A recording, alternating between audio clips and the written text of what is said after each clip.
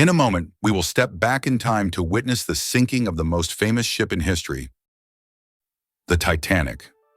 On April 10, 1912, the unsinkable liner left England, bound for New York.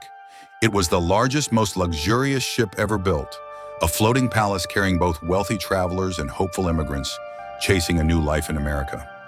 Titanic represented a challenge in the fierce competition of the transatlantic passenger trade.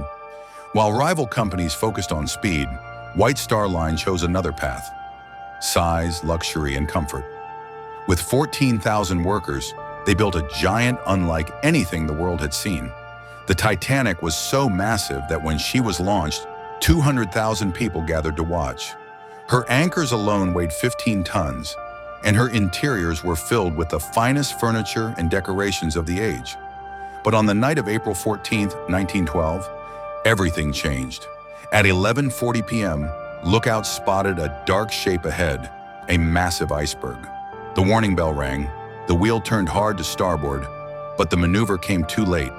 The ship struck the iceberg on her starboard side. The collision sliced open her steel plates like a razor, knocking out rivets and flooding 5 compartments at once.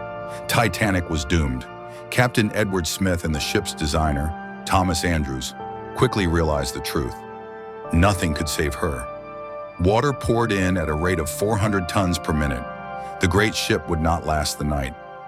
Distress calls went out by wireless, but fate was cruel.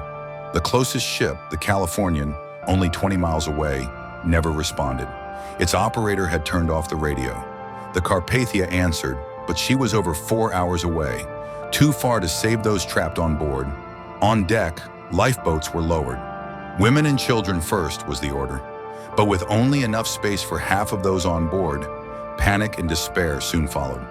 At 2:20 a.m., less than 3 hours after the collision, the Titanic slipped beneath the waves. Over 1,500 people were lost, most freezing to death in the icy Atlantic. At sunrise, survivors looked back and saw the very iceberg that had sealed Titanic's fate. An enormous mountain of ice, formed from snow that had fallen thousands of years earlier, drifting silently for months until it crossed paths with the great ship.